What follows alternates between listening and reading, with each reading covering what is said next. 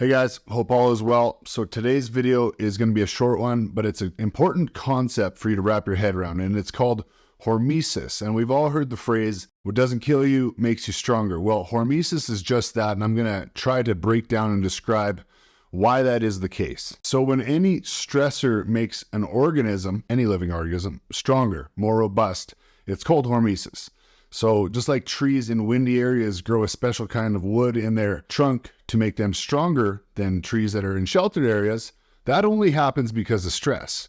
And that stressor allows them to reach a level of strength and maturity that trees that aren't in windy areas will never reach. And that's the exact same with humans. We're no different when it comes to these stressors. And the same goes for kids with peanut allergies who are introduced to small traces amounts of peanuts throughout their life. They're much more resilient than kids with zero exposure to peanuts, and they're much less likely to have severe, potential deadly anaphylactic reactions.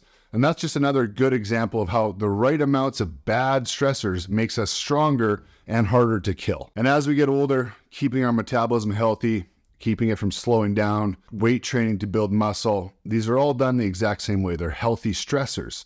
Time-restricted eating, aka intermittent fasting, healthy stressor. When we lift weights, we break down muscle tissue so it can build back stronger because of the stressor. Having cheat meals like we do in your carb backload days is also a great example of a stressor. And when we use these things properly, it turns our body into a powerhouse. I'm not saying pizza and ice cream are healthy. They're obviously not nutrient-dense foods. But when we know how to prime the body and implement those foods or those cheat nights, the way we do with carb backloading, it can help our body become more efficient to recovering, to building muscle because of the stressor. So when you do it the way that I've taught you with carb backloading, you prime yourself all day, prime insulin to be sensitive, low blood sugar, then you work out.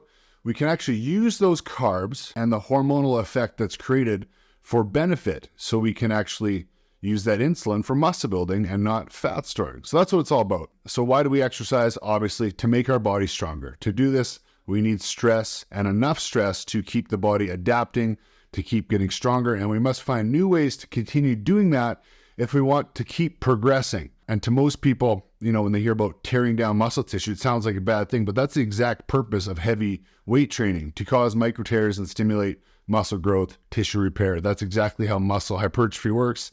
And those stressors in varying forms is what's going to make your body the strongest. And intermittent fasting is a great example of that. When you're sick, your appetite disappears. Have you ever wondered why? Well, it's your body's natural defense to help you recover faster. So the idea that not eating and fasting is beneficial isn't that hard to understand. And the studies are everywhere backing up the fact. So simply not eating for 16 hours, 1 to 2 times a week can have life-changing benefits to your health and actually help you keep breaking through plateaus. Nowadays, we have so much food readily available. We're obviously not starving, which is obviously a good thing, but in some ways, it's actually making us fatter, weaker, sicker, less capable men. The reality is that fasting puts your body in a state that it knows well from thousands of years of evolution, and it puts us under a form of hormetic stress that helps reset things in a sense, making us more efficient.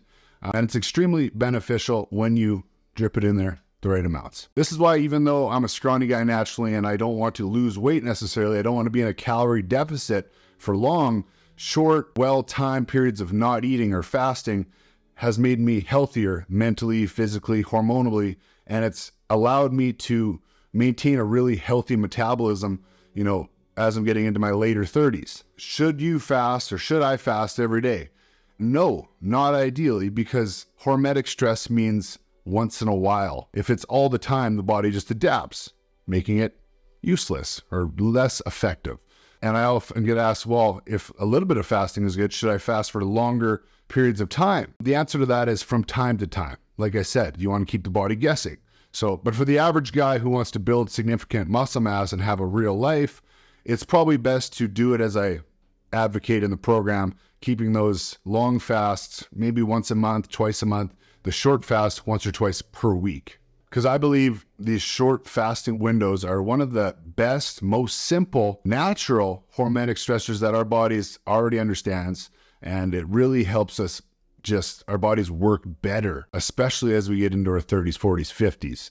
It reconnects us to our primal way of eating that we've, done for tens of thousands of years.